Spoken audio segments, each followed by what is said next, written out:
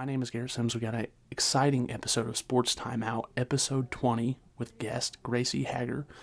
She's the all-time home runs leader at Wellington Napoleon for softball, so it was great to sit down and talk with her about her playing career. We got a great episode for you, so with that being said, let's get into it right now. Okay, we're back with our Spring Sports Weekly Roundup. Kory's here with me, and we got some great spring sports to talk about. I mean, obviously, the big one that I wanted to start off with was Odessa finally played Oak Grove in baseball, and I was salivating at the mouth for that. You were at the game. I'll let you kind of start it off, but I mean, man, what a great game. It was an emotional roller coaster for both sides. Odessa took an early lead, and then I'm pretty sure Oak Grove scored 6 runs like in the third inning to take a pretty commanding lead. Took advantage of the situations that were presented to them, and that's what you got to do in any sport. So, I had a 6-1 lead, and then Odessa kind of came marching back. I know Jackson Whitaker hit a 2-run bomb over the left field fence. That was a crush job. Which, I mean, we don't talk about it enough in high school, but home runs, I mean... Yeah, I don't care. If it leaves the park, that's impressive. People are going to say there's a short porch in Oak Grove. I don't care. You hit it. There's a short porch at Yankee Stadium, and Guess what? They're professionals. Exactly. There's no torpedo bats in the Odessa Bulldog dugout, as far as I know. So, anyway, they kind of came marching back, tied the game up late 6-6, and then Oak Grove went to work in the bottom of the 7th. Matthew Lindsay hit a high chopper, Matthew Meyer hit a high chopper off the plate. I was going to say steals second, takes third, I think, on a pass ball, and then senior Aaron Reeves comes up and hits a liner in shallow center, drops in the green, and Meyer scores the winning run. So it was a really good game, competitive, hotly contested. I'm sure they're going to do that again this week. Oh, yeah. And I get excited about baseball games like this because this is what baseball is, and sometimes in high school baseball you don't always get that. Yeah. Sometimes it's a lot of, we'll talk about it a little bit later with Odessa, but they won 11-1 yesterday. So, I mean, not every game is as highly competitive as, us fans would like sometimes. But, I mean, I get excited because you get a game so close, then you're going to see him again. And then that's not even playoffs yet, so you're going to see him one more time. And I know we talk about it, we harp on it, but it's the playoffs that are so exciting. But, I think Oak Grove, they got one in the win column right now. I mean, they got it out. They deserve that win. And I'm just excited to see how Odessa responds. Yeah. They play this Friday at home against Oak Grove again, so obviously Oak Grove took the one at their place. Odessa's going to try to do the same thing at their athletic complex. So we'll see. I mean, whoever wins the game, it just tees the other one up for the next contest, no matter where it's at. So, I mean, it's going to be another good game for sure on the turf and in the. The one thing I would really stress is this is a great learning experience for both of these teams, and I'm not trying to take anything away, but you don't get these measuring stick type games. You don't get you get better in these type of games. Yeah. Odessa and Oak Grove walked away better from those games because they learned things and stuff like that. So, how much can you learn before that third time? And we're all for it. Yeah, I mean, I'll stop you right there, but we mentioned Jackson Whitaker on the losing team, so we got to mention Darian Steen, who was the starting pitcher of the winning team. He pitched outstanding, quite honestly. Obviously, gave up the first inning run on an errant throw by him, but just kind of settled down and then got some run support. Was up 6-1. Handed the ball off, in the late innings and pitched a great game. So, I mean, props to him. I mean, you love seeing a young man come in and, sometimes just come in and settle down and get into his rhythm and everything like that. I did want to talk about Odessa because they they rebounded last night, friggin' 11-1 against Center. I think that's a great rebound for them. So, hopefully, as we get closer and closer to Friday, just gets more exciting. Yep, and Oak Grove beat Excelsior Springs last night 6-5, so a good win for them as well. So against a very good Excelsior team, so feel pretty good about that. The other thing I was going to kind of talk about is we were talking a little bit before podcast, but Odessa and Oak Grove golf played too, and we always love talking about that. Odessa beats Oak Grove in this go around 187-208. But the thing I wanted to talk about, Nolan Hibbler. 41. He finishes with 5 over at the high school level. Big tip your cap to the kid. Obviously, That's a heck of a performance, Kory. Yeah, and it's his first year of competitive high school golf, which is pretty outstanding. So, head coach Evan Pingle was pretty high on him in the preseason whenever he had our little fall or spring sports preview. Thought he could do some really good things. I'm not sure he exactly had that in mind. Maybe he did. Was just kind of playing his cards close to the chest. So, but great job. Great job, Nolan. Really. To go out there and win a so-called medal in your first, 5 events of your high school career, that's pretty impressive. Yeah, and not only that, but you beat Oak Grove in the process. And, I brought this up because they got a lot of good golfers, too. A friend of the Odessan, Chase Reinhardt, who was an intern and stuff, he did a tremendous job at that match, too. Yeah. So, I'm really stoked about these golf teams, not in a sense that, where have they been or anything like that, but because they're doing really great things and they need to be appreciated. And yeah, I think Chase tied for second. I think he tied Tristan Janes. I think they were 4 shots back. I want to say 45. 45, so I think that's right, 9 over. So that's still really, really good. Still around. And again, you got to hand it to the Oak Grove team overall. It's a bunch of newbies over there. A lot of them, this is their first time experiencing varsity action. It's just like Nolan. And they're doing a great job. And they're doing well. So, yeah, props to them. Really, I kind of wanted to talk about this. Not that it's so much spring sports, but we do have our basketball all districts. And just real quickly, starting with Wellington Napoleon, had a great season. It's Maddox Blystone, Johnny Hampton, Callie Russell, and Brylan Zyken. For Odessa, it was Landon Linkhart, Trey Sanders, and Charlie Adams. For Oak Grove, it was Philip Nato. I wanted to say Kalana Duffett. Kalina Duffett. See, I'm going to get the pronunciations. It's all right. She appreciates it. Kalina Duffett. And then I was going to say the last one, finish it off with Marsh, and I still remember the game winner she shot, and that's still in my mind just because. Yeah. But I was going to say, with all districts coming around, how close are we to All-State now? All-State is out, and unfortunately we don't have anybody on those lists. So there's always next year. I think there's some players there that can definitely make that hump.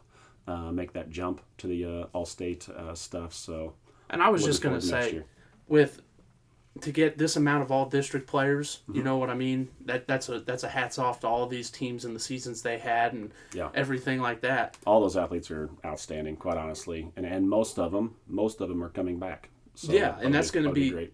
They're all young teams, and I was going to say half these guys, even Maddox, four-sport guy. You know, Johnny's probably, I think he's in the same boat too. So, and to go further, Landon plays baseball, basketball. All these kids are so extremely talented in what they do. Yep. The last kind of thing I wanted to touch on is that for those that don't follow head coach Brett Jewell on Facebook, we got the coaching staff for Odessa, the new coaching staff. As you guys don't know or may know, Coach Thomas is retiring. So, I just want to talk with Kory a little bit, just how excited we are. Our friend of the program, Will Fox, is the offensive coordinator. I'm really excited about that because to have somebody still on the staff that has learned from Thomas, been a player under Thomas, and not to be a co-worker, to be an equal, so that's really, really good. Coach Kratz is staying as a special teams coordinator. New guy, Matthew Van Hoge, he will be the wide receivers guy.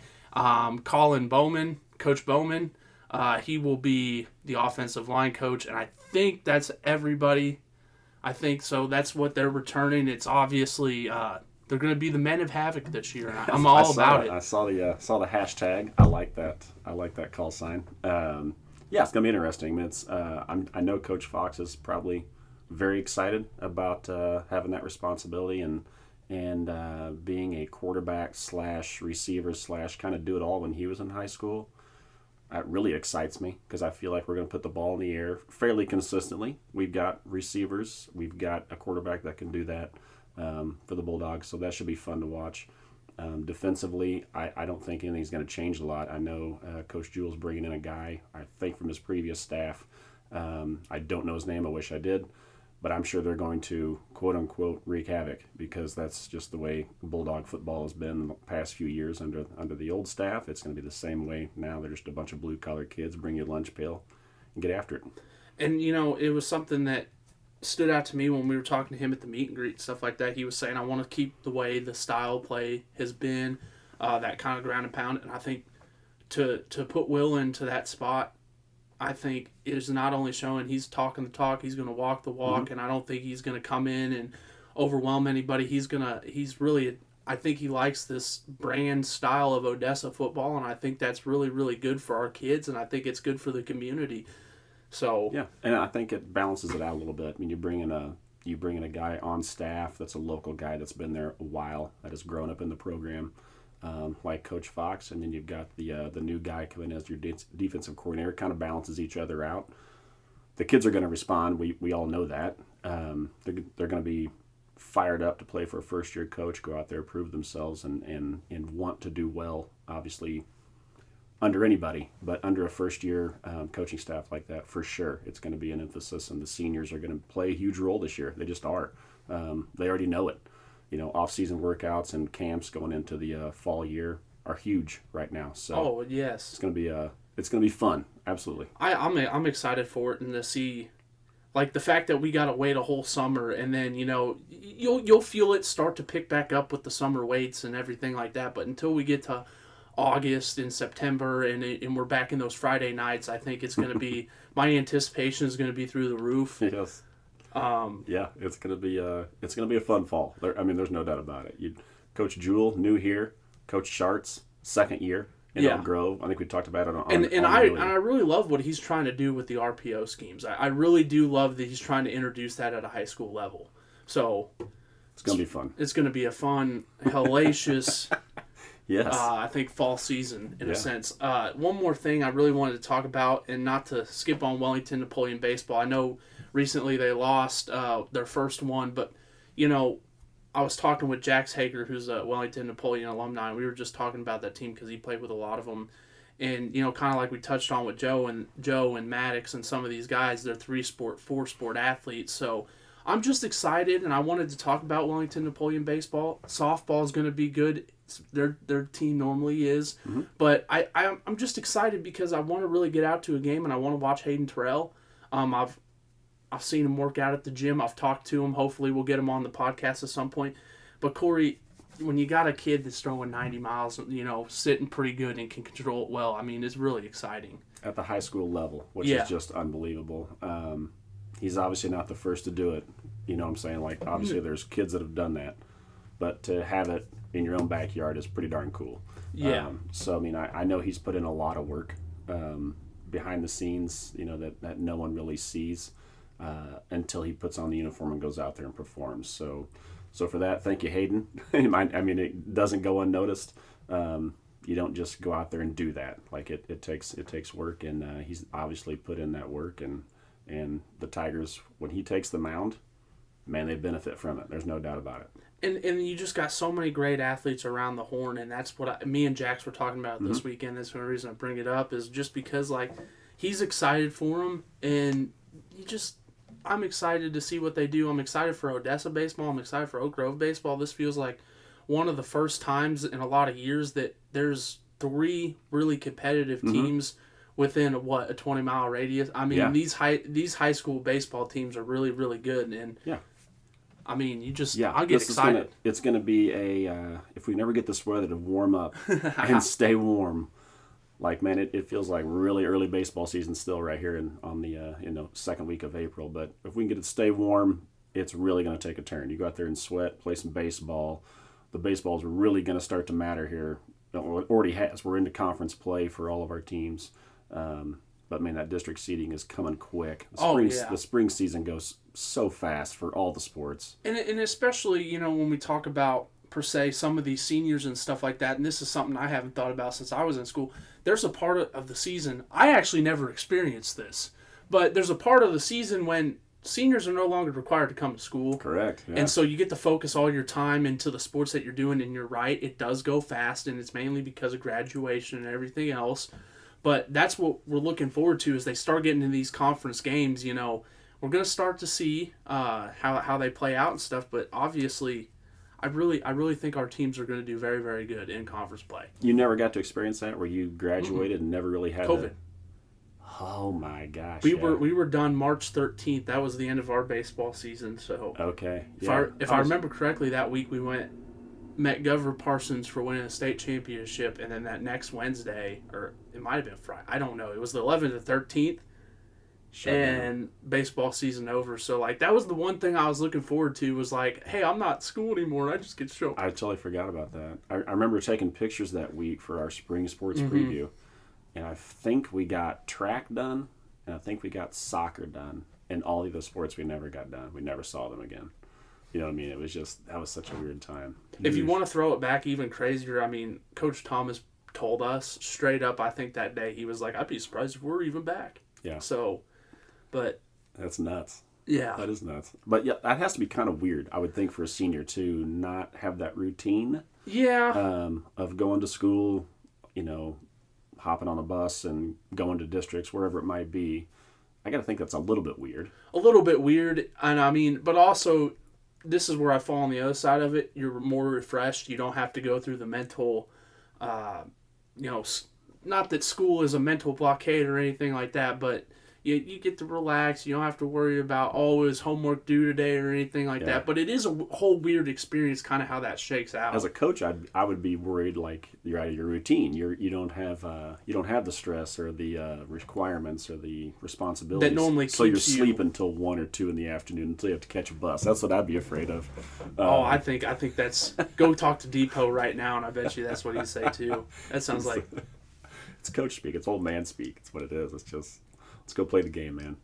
Yeah, and, we're still, as we get into conference play, we'll get some more results and stuff like that. Obviously, we want to focus on more storylines and things that, matter and stuff like that. So, Kory, I'll leave it up to you. Do you want to leave the people with any final words? Final words.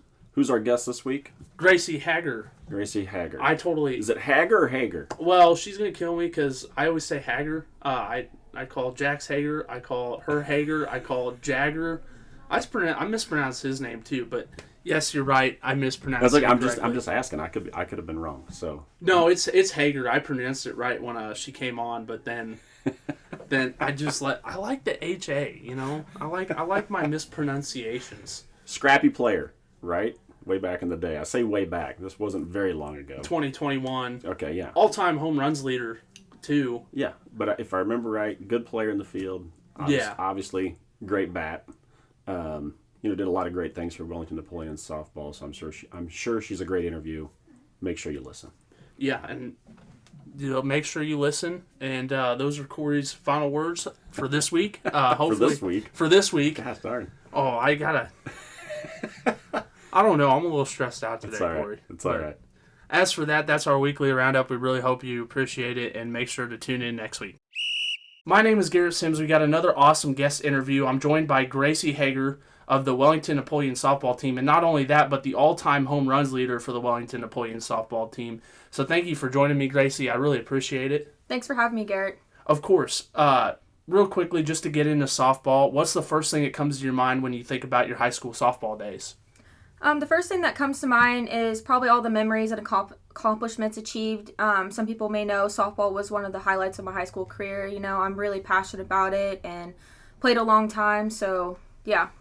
And I was going to ask you, maybe for those that don't know, what are some of the other sports that you played during your time? I pretty much did them all besides track. I did volleyball in the fall, basketball in the winter, and then softball in the spring.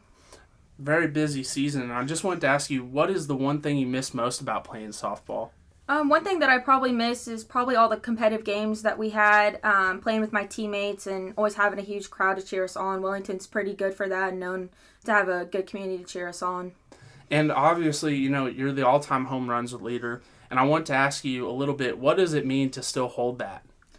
I mean, it's pretty awesome to know that, especially just after graduating almost 4 years ago and getting ready to graduate college.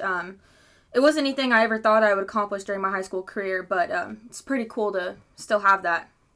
And did you have any favorite home run or game from your high school career? Yeah, I hit 2 home runs in the same game against Sweet Springs, and I believe in the district playoffs, so that was pretty cool. Some of my favorite games were probably the conference games and district championships that we were part of, sectionals, and, of course, state my senior year. And obviously you guys went on a good run there, so what do you remember from those wins? Oh, I just remember it being kind of the talk. We had a really good team. We all played together for a really long time, competitive and growing up, Little League.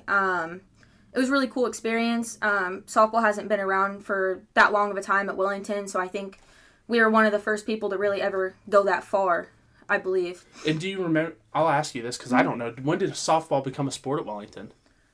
I want to say not too much like before I got into high school. I mean, it probably only been, I don't know. We'd have to probably look that up, but not too long. We're going to look that up probably at some point. But I just want to change it a little bit. And do you have a specific approach or mindset when you were stepping up to the plate? Yeah, when stepping up to the plate, my mindset was always to stay focused and locked in. Kind of had to remind myself just to believe in myself and kind of tell myself I can do it. But yeah. Awesome. And, ask you a little bit about your coaches and your teammates. How did they kind of influence your success? My coaches and teammates, very encouraging, motivating. They're always there for everyone, there for me. Always so supportive and uplifting. Kind of like I said, we were all so close, and we've all played all the sports together, so I think that kind of gave us an advantage. And who was your coach during that time? So I had Lincoln Bainbridge from freshman to junior year, but I didn't get to do junior year because of COVID, obviously. And then senior year we had Shaylin Craig. Okay. And was there any one of those coaches that told you any piece of advice or something that still sticks with you, maybe? Not necessarily. I think they kind of just believed in me and the team just because, especially my senior year, new fresh coach and me not going to state. It was kind of just a lot of what we had already put together with Lincoln Bainbridge. So I think she kind of believed in us, and she was a former college softball player too, so that helped. And I think she just kind of believed in us, and yeah. That's awesome. And, I wanted to ask you, looking back, what was maybe the most memorable moment of your high school softball career? I would say definitely being able to have the opportunity to make it to state my senior year. That was pretty cool, especially none of us playing pretty much our junior and sophomore year. That was pretty cool to come back and go into state. And I wanted to ask you, what advice would you give to current high school players trying to improve their hitting? Oh, just always keep doing your reps, whether that's off the tee, machine, or live pitching. Always keep your head on the ball, level swing, and drive your hips through. That's kind of just what I've done forever and kind of something I have to remind myself of. So out of the tee, machine, or live, what was your favorite to hit off of? Definitely live. Live? Because it's more like obviously situational and, more like what the game is, you know what I mean? But yeah, but the tee and machine, if you don't have a, infield, outfield there or just actual pitcher, that's just some way to get some reps outside of practices and games. If you could go back and play one more game, who would you want it to be against? I think probably the team that we lost to in state when we got third. Just because I definitely think we could have beat them. I just know it wasn't our game. We kind of had some rain delays and stuff when we were down there in Springfield, so I think that kind of threw us off a little bit. Not that it's an excuse, but I think it was just not our time, not our game that day. Yeah, and to go in that, rain delays, in baseball, softball, all that stuff, goodness. Right, it was kind of a mess. We were definitely down there longer than I'm pretty sure we originally planned to be on, so. And I would say, who's probably the toughest pitcher you faced? Man, I gotta give it out to Lauren Feeney from Concordia. She's a great athlete, had a lot of killer pitches. I know she definitely struck me out a time or two.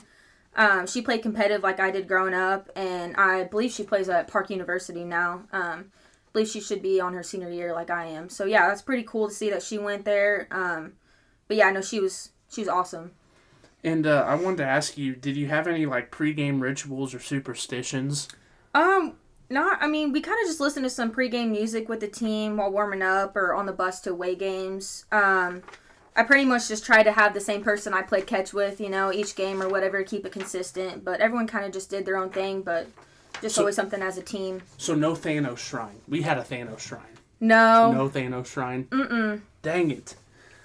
So this is a fun question, kind of switch it up a little bit. What would your walk-up song be today? Because I think we talked about this earlier, and we both did not have one. So if you had one walk-up song today, who would it be by, and what would it be? Probably Nokia by Drake. Just because, I don't know. I would have been cool to have that, especially our senior year with going to state and everything. I wish we could have kind of implemented that, but maybe that's something that they can do in the future. But yeah, no, I think that would be a good one. Because I was going to say, the one that got me into the walk-up songs was the song by Drake, Rich Flex. And then I was like, if your number was 21, do something 21. So I kind of like the hype-up songs, not kind of like the silly songs. I think I like the hype-up ones more. Anything's better than heartache medication. I'm talking about Mason Upton. I have to say that for podcast reasons. Mason Upton. Yes. But not to switch it again, but I just wanted to ask, if you could give your high school self one piece of advice, what would it be? Don't take anything for granted. It goes by fast. Live in the moment. That's something I wish I knew when I was still in high school and now graduating college. You grow up so fast, time goes by. So yeah, just don't take anything for granted. Enjoy the moment. And, I'd ask a fun question again. What's the funniest memory you probably have from a game or practice? It kind of took me a second to think about this, but I remember warming up for a game, I believe, at our conference tournament, and I ended up breaking our Easton Goat team bat, which I'd love to say because, I hit the ball so hard, but those bats were known to break, and I'm pretty sure we ended up breaking 2 to 3 that year, people on the team that had them. Did you guys have, I'll ask you this, was there, a couple bats that you guys all rotated through? Yes. And whose bat was it? So, for example, Jonas Bennett always used my axe. And so, I just didn't know, was there anybody's bats you liked more than others? Or So I had one. I had a Louisville for the longest time. That's one I always used. But then we got this Ghost, and that was kind of my go-to my senior year. But the school, bought us, some bats, whatever. We had, some team bats. So, yeah, that was kind of cool. What... Did your team have any, favorite post-game hangout spot? It's a little different than, your traditional, football games. You go to, somewhere to eat. But I would say when we played off I-70, so, in Concordia, Sweet Springs, or whatever, my favorite thing was to go to Creamy Freeze there. And I think it's in Concordia, but maybe not. But, yeah, a lot of us would go after with our families and everything. That was pretty cool. That's awesome. And I'd ask you, what's one road trip or tournament memory that maybe still makes you laugh? Probably going to state, definitely my highlight. Like I said, we had a lot of delays during that tournament, so we all got to hang out, go shopping, eat out, and everything like that. And I do remember one of the nights that we weren't doing anything, we were just stuck in the hotel. We ended up ordering insomnia cookies to the hotel, and that was pretty cool. And what's maybe the most intense or hyped up game you've ever played in? I would say all of the intense games were probably just all the games leading up to state, and of course the state games that we played in. We had a lot of people come out and support. It was an amazing opportunity to learn and experience just to be in. I really enjoyed just how much support we had. And how have you stayed involved in softball since graduating, and how have you done that? So last summer I played in a couple games in a tournament for Slow Pitch League in Buckner, and I look forward to playing some ball this summer too. I did see Wellington is hiring assistant coach softball.